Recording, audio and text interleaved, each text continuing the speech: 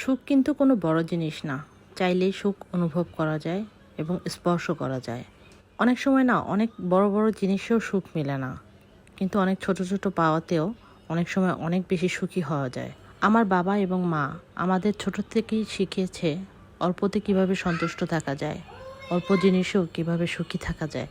আমি আমার বাবার থেকে ছোটবেলা থেকেই একটা জিনিস শিখেছি, সেটা হচ্ছে নিজের জিনিস কিভাবে অন্যকে দিলে সুখী থাকা যায় এবং আনন্দ পাওয়া যায়।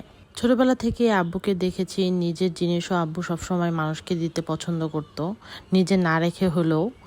আব্বু সবসময় বলতো যে এত লাগে না, এত প্রয়োজন নেই, যতটুকু প্রয়োজন ততটুকু হলেই হবে, অতিরিক্ত কোনো কিছুর প্রয়োজন নেই। আমি আব্বুকে ছোটবেলা থেকেই দেখেছি নিজের সাধ্যের মধ্যে যতটুকু সম্ভব মানুষকে উপকার করতে, কারো ক্ষতি করতে কখনোই আমি দেখিনি। আব্বু চেষ্টা করে সবসময় তার দ্বারা যেন মানুষের উপকার হয়।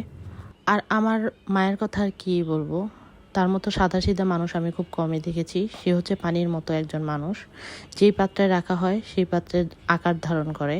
খুবই সহজ সরল এবং শান্ত মেজাজের একটা মানুষ। অনেক ধৈর্য ধরে শান্তভাবে সে তার জীবন পার করেছে, সে আমাদের মানুষ করেছে, সংসারটা টিকিয়ে রেখেছে। আলহামদুলিল্লাহ, আল্লাহর অশেষ রহমতে আমার বাবা মা বড় হজ কমপ্লিট করেছে। আল্লাহ তাদের ভালোবাসে বলেই তাদের বড় হজ কবুল করেছে, আলহামদুলিল্লাহ। তারা দুইজনই বড় হজ করতে পেরেছে।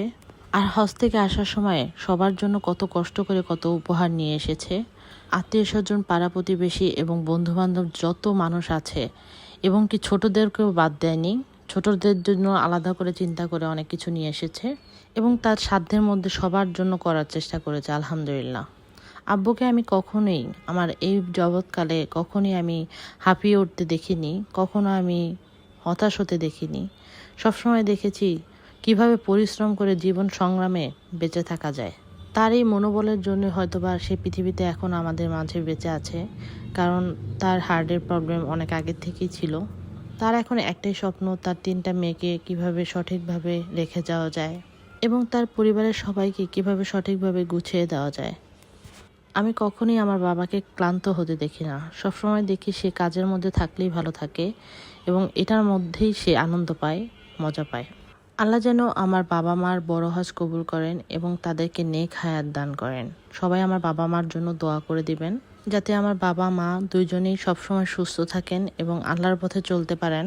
এবং আমরা যেন সবাই, আমার পরিবারের সকল সদস্য যেন ভালো থাকি, সুস্থ থাকি। সবাই আমাদের জন্য একটু দোয়া করে দিবেন।